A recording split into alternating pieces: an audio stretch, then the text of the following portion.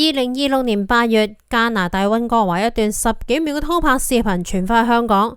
角落入面，一個戴住鴨舌帽嘅男人緊抱住身邊嘅女子，低頭錫則有錫。畫面放慢，截出側面嘅瞬間，成個香港名流圈一片死寂。嗰一個係何正德。12年前，佢係全香港最冇可能出錯嘅豪門女婿。5位特首到場祝賀，7億遊艇海上派對，人人都喺度讚呢一場係一場冇辦法挑多毛病嘅完美聯姻。但係呢一樁維持咗12年嘅神仙愛情崩塌嘅時候，佢係極其詭異。偷拍爆出之後何正德清空賬號徹底隱身，妻子林恬儀始終係一言不發，唯獨外母謝玲玲喺網友詢問女兒是否離婚嘅評論下面靜雞雞咁點咗個讚，又迅速取消。有人以為呢一個只係常見嘅豪門變心，但係呢一場危機點解早唔爆遲唔爆，偏偏就喺何家老爺子離世、遺產官司纏身嘅敏感點上面呢？當年轟動全港嘅世紀婚禮背後究竟係藏住點樣不可告人嘅隱情？點解當時兩家老爺子會喺台上面互懟？大家好，我係阿千，本期小題大講呢，我哋就嚟撕開呢場豪門婚姻嘅背後藏咗10幾年嘅局中局。第一章，表面門當戶對嘅豪門婚姻，其實係埋咗雷。講真啦，當年呢兩個人會行埋一齊完全就係門當戶對。林恬儀咩出身林百欣嘅長孫女，林建岳嘅大女，麗新集團從製衣起家，後來做到地產、酒店、零售，連環亞電影都係林家嘅。香港娛樂圈半壁江山都要俾面子林家。媒體估算過啦，林百欣巔峰時期身價超過600億，放喺成個香港豪門入面都係第一梯隊嘅份量。佢母親謝玲玲呢，當年紅遍半邊天嘅童星，嫁入林家之後生咗2仔3女。林恬儀係長女，自細就按照住豪門接班人嘅路線嚟養嘅。早年赴美讀書，南加州大學雙學士畢業，接住又攞到哥倫比亞大學政治系碩士學位。回港之後冇直接入家族企業，先去咗里昂證券做銷售經理，實打實咁做咗幾年金融，後來先返到麗新集團做事務副總裁。2018年之後佢一頭扎入咗環保公益，同朋友聯合創辦咗非牟利環保團體 Eco Driver， 推廣減塑，入學校入企業做環保教育。後來又做咗可持續生活平台 Ashothers， 仲有關注女性創業者嘅投資平台 Ampesta 28。2024年佢仲被香港特區政府委任為太平紳士。佢嘅朋友圈更加就唔使講啦，港台新3地嘅頂級名門富二代全部都喺入面。徐子淇、關穎、曹永威都係佢嘅閨蜜，連巴菲特家族嘅姻親都係佢嘅好朋友，行到邊度都有排場。何正德呢邊呢，曾祖父何英傑係做香港煙草起家，後來地產、金融、媒體遍地開花。到何柱國呢一代90年代回港接管家業，又入主咗星島新聞集團，政界商界都好吃得開。之前仲係全國政協常委，講嘢有份量，面子亦都夠大。媒體估算何家身價超過200億，係實打實嘅老牌豪門。何正德係佢嘅獨子，喺美國出世，杜克大學經濟學本科，斯坦福 MBA 畢業，早年間仲喺高盛做過。2009年讀完咗 MBA， 佢冇直接返香港接家業，先係喺硅谷創辦咗 Harbour Pacific Capital 做投資，後來又成立咗 S28 Capital， 管理嘅規模1.7億美金，主打早期嘅科技創投，投過 Zoom、Compound 呢啲知名嘅企業。2018年，佢仲入選世界經濟論壇全球8大年輕領袖，亦係當時北京大學最後生嘅榮譽校董之一。2012年，林恬儀仲喺證券行業嘅時候喺一場金融研討會上面識咗當時做嘉賓嘅何正德。兩個人嘅家世相當，學歷匹配，朋友圈高度重疊，連做事嘅路線都係好相似，傾起身格外投緣。何正德對佢展開咗追求，感情發展得飛快。後來何柱國喺婚宴上面笑住同賓客講，個仔呢一次係真嘅認真啦，見完家長先2個月啫就訂婚。再過1個月，直接敲定咗婚期，好到打風都打唔甩呢一句說話放喺當時冇人唔信，所有人都忙住喺度計呢一樁聯姻可以為兩家撬動幾多資源。冇人諗得到婚仲未正式結兩個老爺子先係對上咗啦。第2章婚仲未結，兩個親家就嘈咗起身。喺林恬儀之前，何正德有過一段婚姻，對方係外籍女子，放喺普通人家咁樣可能咧真係唔算係咩大事嚟嘅。但係林建岳唔得噶，佢自己嘅嗰啲家事啊，全香港人都知道。同謝玲玲15年婚姻，5個仔女，當年呢因為王祖賢鬧到滿城風雨，最後仲係殺咗場。林恬儀細嗰陣時，親眼咁睇住父母嘅婚姻從人人羨慕嘅豪門範本走到去一地雞毛，自己食過婚姻嘅虧，見過感情話散就散嗰個樣，見到個女要嫁俾一個離過婚嘅男人，林建岳嘅心入面自然就唔舒服。何況論家底，林家比何家仲要厚實唔少，點可以容忍頭婚嘅女受半點委屈噶？佢私底下冇少打聽噶，冇少託人去問，一啲說話傳下傳下就落到去何柱國個耳仔嗰度。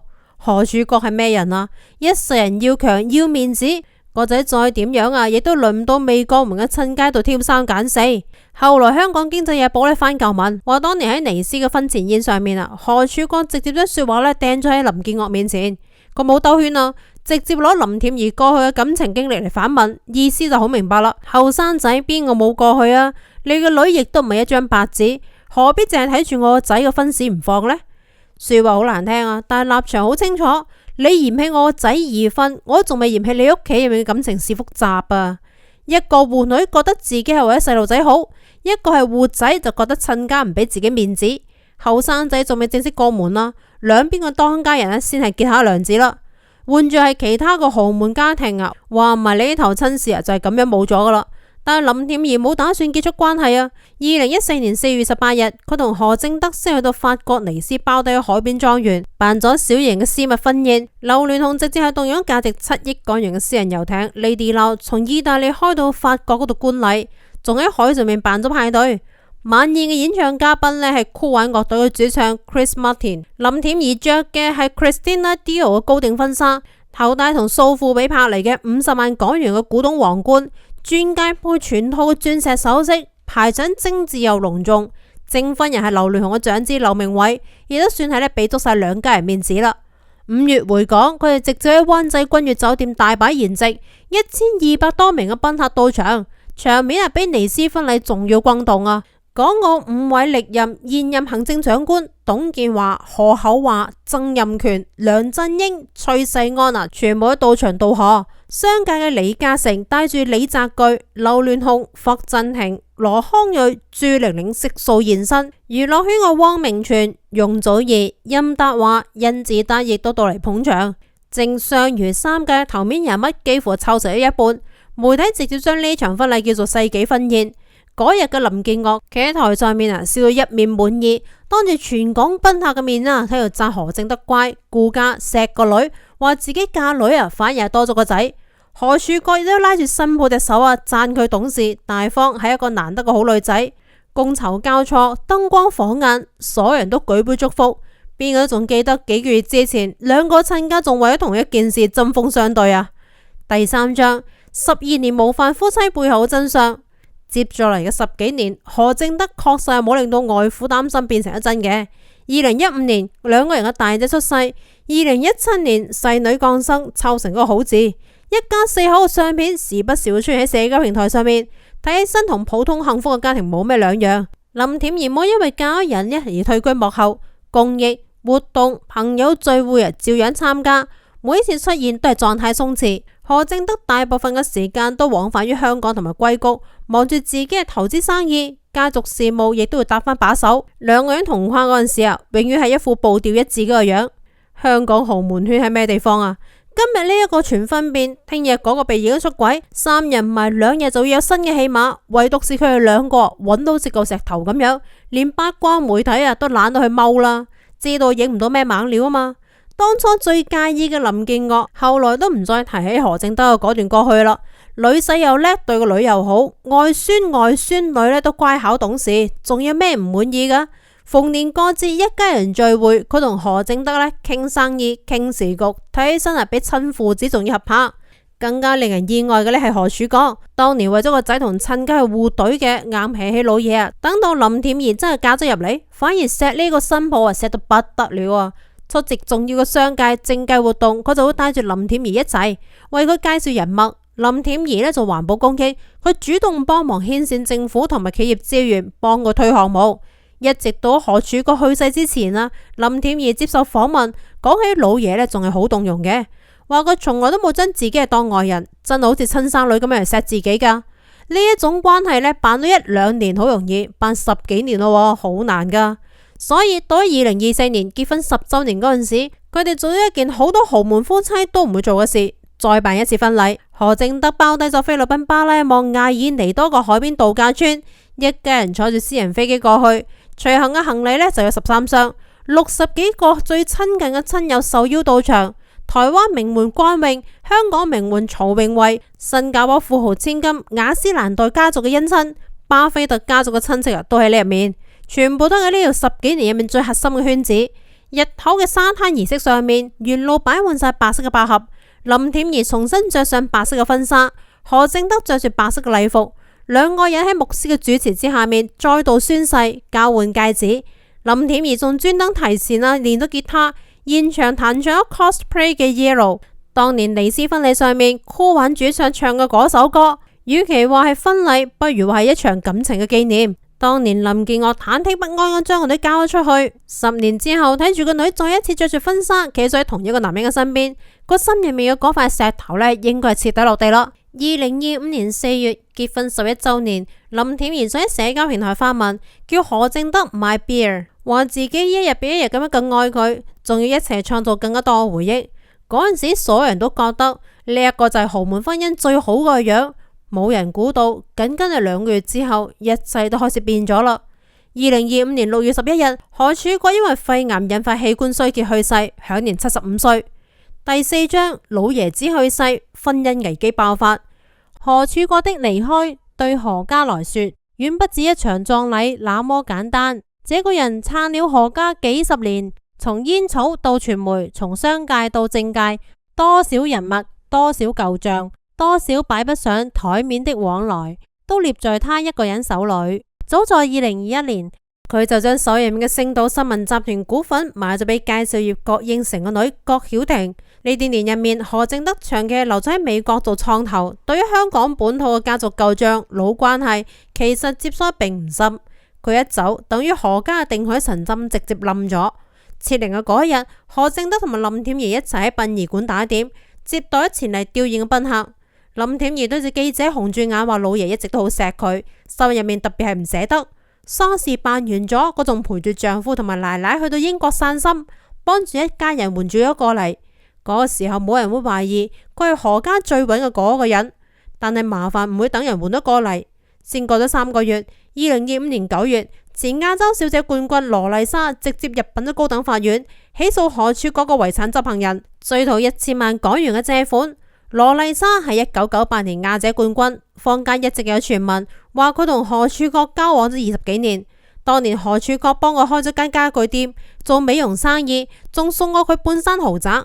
後來佢慢慢淡出咗公眾嘅視野，收養咗2個細路仔，低調到好多。按照佢嘅講法，疫情期間何柱國資金周轉唔開，前後向佢借咗錢，扣除已經還嘅部分，仲借咗1000萬未俾。何柱國在世嘅時候，佢哋已經催過噶啦，但係冇攞返嚟。人走咗之後，何家冇人理佢，佢先告上咗法庭。1個月之後，佢又告咗第2次，呢一次嘅金額翻咗幾倍，仲牽扯到淺水灣56號獨立屋按揭。羅麗莎話，當年呢一棟樓抵押俾銀行貸咗5000萬，佢係擔保人。按照佢同埋何柱國嘅約定，呢一筆錢應該由何柱國嚟還，加上另外2筆款項，合計係追討4600幾萬。前後2次起訴，金額加起身係近億港元。消息爆出之後話，全港都喺度睇，身家200億個富豪走咗冇半年啫，舊人就帶住借條上門討債，仲牽扯出20幾年嘅傳聞。呢一種戲碼比電視劇仲要精彩。嗰段時間何正德有幾咁焦頭爛額呢？可想而知啦。而就喺呢一個節點，2025年10月，林恬儀41歲生日，何正德專登發咗長文為佢慶生，話多謝佢陪住自己捱過呢1年所有嘅高低起伏，話冇佢喺身邊，自己根本係撐唔落去。佢話林恬儀係自己嘅支柱。呢句說話當時嚟睇係患難夫妻嘅真情流露，好多人都話羨慕咁樣嘅感情。而家睇返轉頭更加似係一句倒計時。10月佢仲公開話冇妻子唔得，年底就經朋友認識咗嗰個叫 Janet 嘅女人，中間淨係隔咗2個幾月啫。第5章，夫妻最後嘅體面都維持唔住啦。最先察覺到唔對路嘅係經常踎住佢嘅社交平台嘅網友同埋八卦媒體。2026年元旦，林家祖母余寶珠101歲壽宴，林恬兒同何正德一齊到場祝壽，仲影咗家族合照。嗰一次係佢哋最後一次公開同框，睇起身冇乜異樣。但係從嗰陣時之後，何正德就好似同佢嘅賬號入面消失咗咁樣。往年嘅結婚紀念日、情人節、彼此嘅生日，就算係唔辦派對亦都會發張相嚟紀念一下。2026年4月28日，佢哋第12個結婚紀念日，林恬兒嘅賬號入面咩都冇，連一句相關嘅說話都冇提到。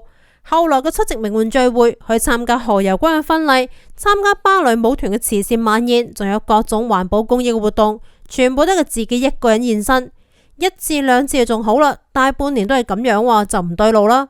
緊接住又有人發現啦，何正德自己嘅社交賬號亦都變咗，先係刪晒所有同林恬兒嘅夫妻合照，緊接住改咗賬號嘅名，冇過幾耐啫，直接鎖成咗私人賬號，外人咩都睇唔到啦。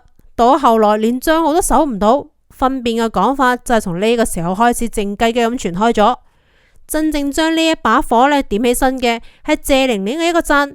有網友走到去謝玲玲嘅評論區入面留言，直接問啦：恬兒係咪已經離咗婚啊？謝玲玲嘅賬號為呢一條評論點咗個讚，冇過幾耐啫，又取消咗啦。佢冇解釋點解要點讚，亦都冇出面回應任何嘅傳聞。媒體追住佢嚟問，佢全程就閉口不談。但喺外人眼入面，外母嘅呢一個動作等於係默認咗一半。好快就有媒體放咗消息啦，話元旦之後冇幾耐，何正德就已經同林恬兒提咗分開。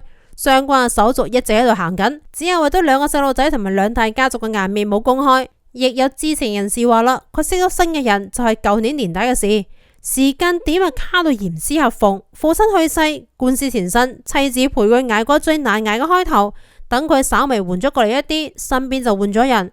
呢句說話難聽，但係時間線擺咗呢一度，由不得人哋去諗噶。仲有媒體話啦，嗰段時間何正德大部分時間都留咗喺加拿大同埋美國，林恬兒帶住細路仔留喺香港，兩人長期兩地分居，感情早已經淡咗。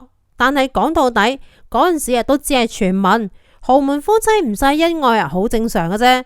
話唔埋只係低調，話唔定只係扭緊計。直到8月溫哥華嗰段視頻攞出嚟，所有嘅可能、據說、傳聞全部都揼成咗實錘。第6章街頭10秒視頻爆出，徹底撕低咗豪門婚姻嘅底牌。拍視頻嘅人本來係拍排隊嘅人群嘅，根本就冇注意到角落嗰度2個人。畫面入面何正德戴住頂帽，成個人都貼喺女人身後面，手臂環住佢嘅腰，幾次低頭去錫佢嘅頸梗。女人戴住墨鏡，長髮披咗喺肩上面，全程冇推開，姿態好放鬆，顯然就唔係第一次咁樣相處噶啦。視頻傳翻去香港一夜之間刷暈晒所有嘅版面。媒體好快就爆出女方嘅身份啦，叫做 Janet， 係一個保險經紀，專門做富商客戶嘅生意。兩人確實係舊年年底經朋友介紹認識嘅。事情爆出嚟之後女方嘅社交賬號直接搜唔到啦。何正德嗰邊已經徹底咁冇咗聲，林恬兒自始至終都冇講過一句說話。呢個時候再睇翻轉頭12年前嘅事，簡直就好似一個輪迴。當年林建國介意何正德離過婚，覺得佢靠唔住，何柱國拍台幫個仔辯護，話唔可以淨係執住一個人嘅過去唔放。後來嘅12年，何正德確實係做到合格嘅丈夫、合格嘅父親，所有人都覺得林建國睇錯咗，係佢自己婚姻失敗，所以睇邊一個都有問題。偏偏何柱國一走，咩都變咗。嗰個當年幫個仔撐腰嘅父親，再都冇話企出嚟幫我講一句說話。嗰個當年將新抱當成係女咁嚟錫嘅老爺，亦都睇唔到自己走咗之後，個仔嘅婚姻變成咩樣。最令人唏噓嘅其實係謝玲玲，30幾年前佢自己15年嘅婚姻，因為丈夫嘅外遇鬧到全港皆知，最後狼狽收場。